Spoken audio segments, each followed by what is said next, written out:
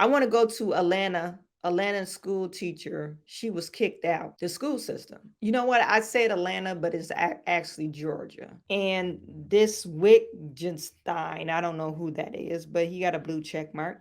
I didn't pull his. I don't know what he represents, but I just saw this was on there. It says Georgia teacher fired for reading book about gender identity to students, and the sources from NBC News. To her fifth grade math class, teacher Katie Rinderly embracing supporters after the Cobb County School Board voted to fire her. Rinderly declined to comment on camera. Her attorney, Craig Goodmark. So she's disappointed that it went this way. Katie Rinderly, a teacher for 10 years, had fought for her job before the tribunal that last week heard the charges against her. The tribunal concluded that Rinderly showed lack of judgment when she read My Shadow is Purple to her fifth grade math class this past March, and then taught her students about themes in the book about gender identity and gender fluidity. The tribunal called that controversial and said that Rinderly should have known and should have received approval first from the principal and from parents. But the tribunal recommended that Rinderly not be fired, as Superintendent Chris Ragsdale wanted. That motion carries. The school board fired her anyway by a vote of 4-3. The three who voted to keep Rinderly, Becky Saylor, Leroy Trey Hutchins, and Nichelle Davis. Rinderly's attorney says teachers statewide are... Y'all notice that? Becky Saylor, which is a white woman. Then, of course, we have a black man. Like, don't fire her. Then it's a black. See, that's why I said black people, we not out there in the head. And they probably got kids. I can't say they don't have any kids. But you can't tell me. Let me make sure where I'm at. Look at this book. My Shadow is Purple. It's a little boy and his shadow got a dress on. Did you hear what I just said?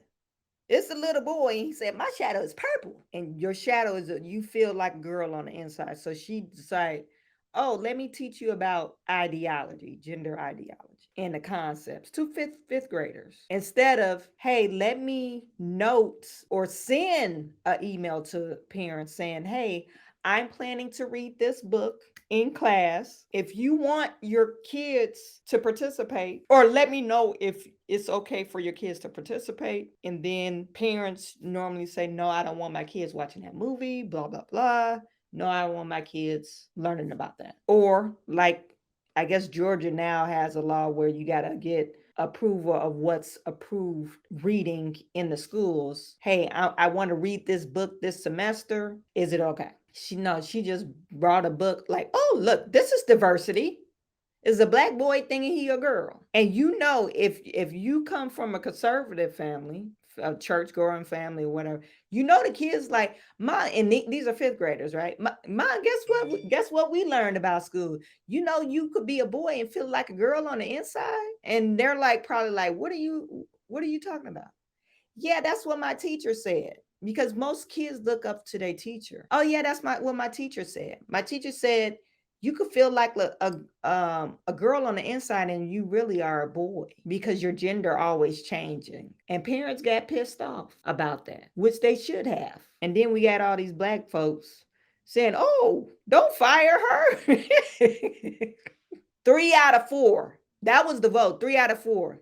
And the only 2 black people on the board voted no, don't fire her, because they messed up in the head too. And Nichelle Davis, Rinderly's attorney, says teachers statewide are receiving little guidance about what is legal under the state's new law against teaching divisive concepts unless parents consent. It's impossible for a teacher to know what's in the minds of parents when she starts her lesson, and for parents to be able, with a political agenda from outside the classroom, to come in and... That's not a political agenda.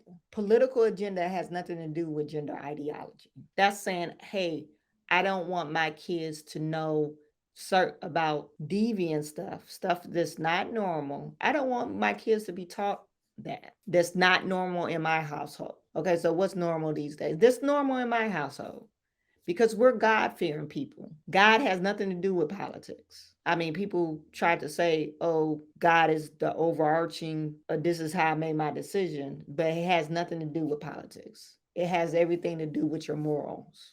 and your values, your faith-based principles. And you can't change that. It has nothing to do with political ideology. And have a teacher fired is simply unfair.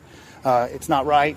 It's terrible for Georgia's education system. Pamela Reardon is a new grandmother. I will protect that baby girl till the ends of the earth, and I don't want the teachers indoctrinating them. I want the parents to be parents and the teachers to teach. That's it. The legislature has teachers in fear for their jobs. They don't know what they can say and what they can't say. I expect that we'll see more of this, unfortunately. Well, you know, she tried to probably make a political stand, maybe.